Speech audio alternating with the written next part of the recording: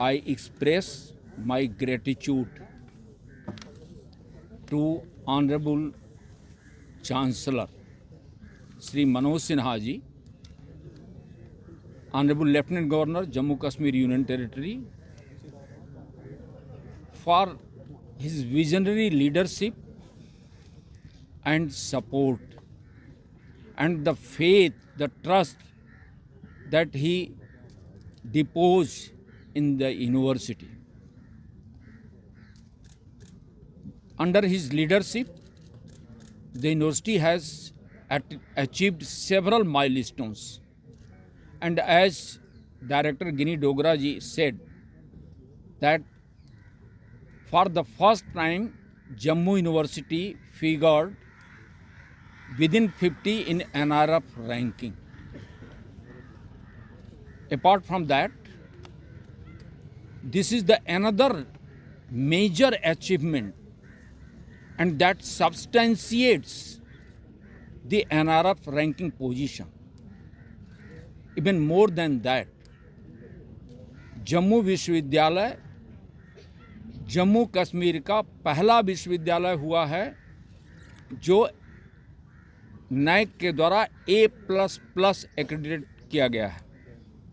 So that Jammu University has created the history in the J&K to be the first university accredited by NAAC as A++. And as Dr. Gini Dogra said, we have entered into the fourth cycle. So our assessment was for the fourth cycle of that NAAC assessment. And in that fourth cycle, total 8 universities have been accredited A++ in India. Last 3 years. In last 3 years. And we are at the fourth. If you see that the CGPA score 3.72, so keeping that in mind, we are at the fourth position. So it's a big achievement, and this achievement would not have been possible without the support of the government. And I would like to share with you that when I requested Honorable Chief Minister कि NAAC की मेरी team आ रही है और क्या संभव है कि एक डिनर आपके द्वारा आयोजित हो सकता है, उन्हें कहा बिल्कुल. और न केवल चीफ मिनिस्टर साहब ने अपने रेजिडेंस पर वो डिनर रखा जिसमें डिप्टी चीफ मिनिस्टर और हमारी एजुकेशन मिनिस्टर साहिबा भी मौजूद रहीं. साथ में जब मैं ऑनरेबल अपने चांसलर साहब से मिला तो उनसे भी रिक्वेस्ट किया और उन्होंने कहा बिल्कुल करेंगे. तो 2 डिनर, एक ऑनरेबल लेफ्टिनेंट गवर्नर जी के द्वारा दिया जाना और दूसरा ऑनरेबल चीफ मिनिस्टर के द्वारा दिया जाना. उस डिनर में डिप्टी चीफ मिनिस्टर का रहना और एजुकेशन मिनिस्टर का रहना यह बतलाता है कि हमारी जो गवर्नमेंट है, चाहे वो चांसलर साहब हों और चाहे वो हमारे चीफ मिनिस्टर साहब हों या अन्य मंत्रीगण हों, वह शिक्षा को लेकर के कितना सजग हैं. और इसीलिए शिक्षण संस्थाओं को जितना आगे बढ़ाने के लिए प्रयास हो सकता है, सामूहिक रूप से पूरी सरकार मिल करके यह कर रही है.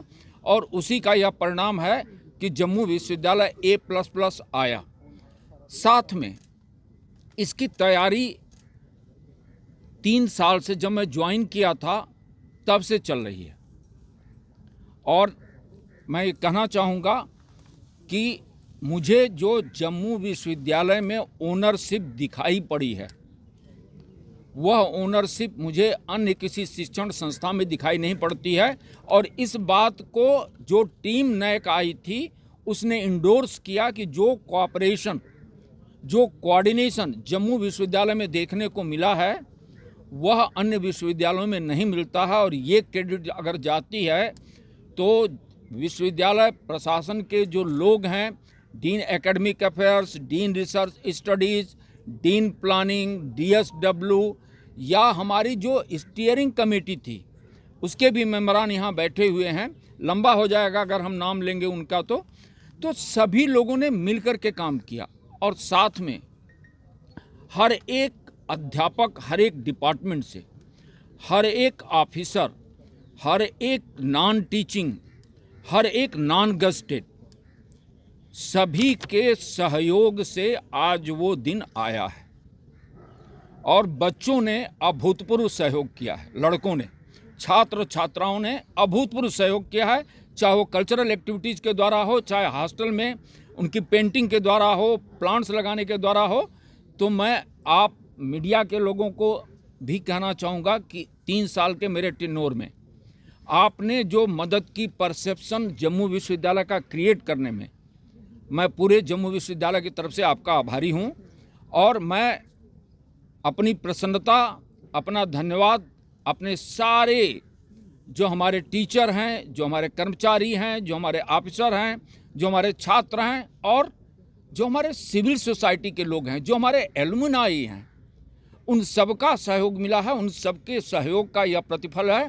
यही बात मैं आपके सामने रखना चाहता था। धन्यवाद।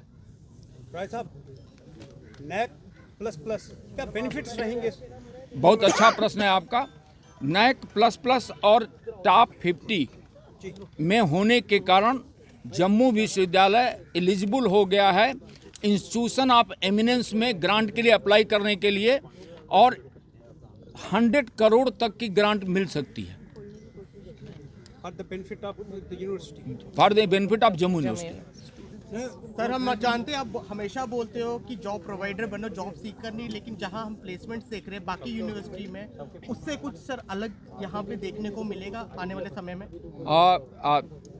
3 चीज़ें हैं। हम अच्छी बातें आपसे किए हैं, लेकिन हम अपनी कमजोरी भी आपसे बताना चाहेंगे। स्टार्टअप और एंटरप्रेन्योरशिप को लेकर के जो हमारी तरफ से होना चाहिए था वो अभी तक नहीं हो पाया है, और उसके लिए कुछ सजेशंस मेरे पास आए हैं कि क्या हम चीफ एग्जीक्यूटिव ऑफिसर का अपॉइंटमेंट कर सकते हैं। मैं सरकार से अनुमति लेकर के, और अगर अनुमति मिल जाती है तो एक CEO लाऊंगा जो इस पूरे प्रोग्राम को लेकर के चलेगा। दूसरा, एलुमनाई को लेकर के, तो एक्टिविटी बेस्ड एलुमनाई एसोसिएशन हमारा और एक्सपेंड करे, उसके लिए प्रयास होगा। और तीसरा, प्लेसमेंट सेल हमारा और कैसे एक्टिव हो सकता है, इसके लिए प्रयास होगा। ये तीनों फ्रंट पर हम अभी कमज़ोर हैं, और जैसा कि हमारे डायरेक्टर साहिबा ने कहा कि हम 3.5 के आसपास गए हैं, तो ये तीनों पॉइंट हैं जो हमको और नीचे ले गए, अदरवाइज हम 3.9 पाए होते। Sir, there must have been some research areas where you have worked. What are those areas where you have worked and internationally it has been acclaimed as well? 2 चीज़ें हैं। एक, रिसर्च वर्क सिर्फ lab से को confined करके रह जाना, और हमारे ऑनरेबल प्राइम मिनिस्टर ने एक नारा दिया था, स्लोगन दिया था कि lab to land and land to lab. तो जो हमारी जो रिक्वायरमेंट है इस जम्मू रीजन की, उसको रिसर्च के माध्यम से कैसे एड्रेस किया जाए।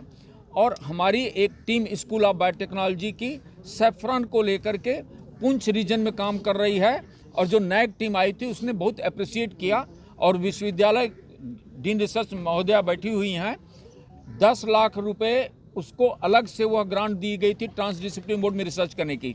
तो seed grant, research and development grant, और ग्रांट जो है ट्रांसडिसिप्लिन मोड में, जहाँ पर कई डिसिप्लिन के लोग मिल करके उस प्रॉब्लम पर काम करें, वो किया जा रहा है। और हमारे स्कूल ऑफ बायोटेक्नोलॉजी होगा, जूलॉजी हो गया, बॉटनी हो गया, फिजिक्स है, केमिस्ट्री है, जियोलॉजी है। तो ये पब्लिकेशंस मैं आपसे शेयर करना चाहूँगा। 2700 पब्लिकेशंस 5 साल में रहे, और NAC टीम के जो चेयरपर्सन थे उन्होंने कहा कि बहुत सारी सेंट्रल यूनिवर्सिटीज़ हैं जिनका इतना अच्छा पब्लिकेशन नहीं है, फिर भी स्कोपस और वेब साइंस इंडेक्स जर्नल्स में फिर भी